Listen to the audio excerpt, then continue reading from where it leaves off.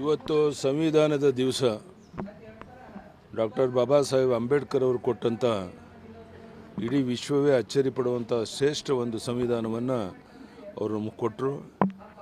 ಆ ಒಂದು ಕಾರಣಕ್ಕಾಗಿಯೇ ಇವತ್ತು ದೇಶದ ಉದ್ದಗಲಕ್ಕೆ ಸಂವಿಧಾನವನ್ನು ಆಚರಣೆ ಮಾಡುವಂಥ ಒಂದು ಕೆಲಸ ಮಾಡ್ತಾರೆ.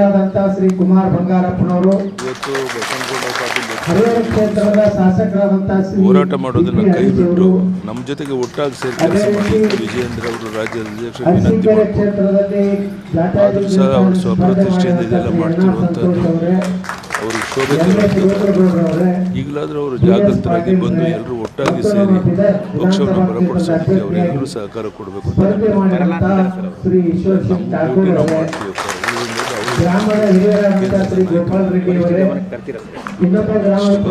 ಗೊತ್ತಿರುತ್ತೆ. ಇವತ್ತು ಸಂವಿಧಾನದ ದಿವಸ ಡಾಕ್ಟರ್ ಬಾಬಾ ಸಾಹೇಬ್ ಅಂಬೇಡ್ಕರ್ ವಿಶ್ವವೇ ಅಚ್ಚರಿ ಪಡುವಂಥ ಶ್ರೇಷ್ಠ ಒಂದು ಸಂವಿಧಾನವನ್ನು ಇವತ್ತು ಇಡೀ ದೇಶದಲ್ಲಿ ಈ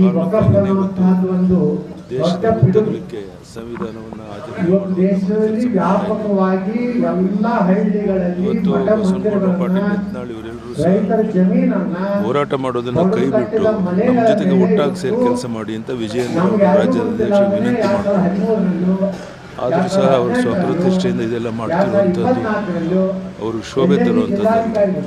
ಈಗಲಾದರೂ ಅವರು ಜಾಗೃತರಾಗಿ ಬಂದು ಎಲ್ಲರೂ ಒಟ್ಟಾಗಿ ಸೇರಿ ಪಕ್ಷವನ್ನು ಬಲಪಡಿಸೋದಕ್ಕೆ ಅವರೆಲ್ಲರೂ ಸಹಕಾರ ನಮ್ಮ ಡ್ಯೂಟಿ ನಾವು ಮಾಡ್ತೀವಪ್ಪ. ಉಳಿದ ಅವ್ರಿಗೆ ಬಿಟ್ಟದ್ದು ಕೇಂದ್ರದ ನಾಯಕರು ಎಲ್ಲ ಗೊತ್ತಿರುತ್ತೆ.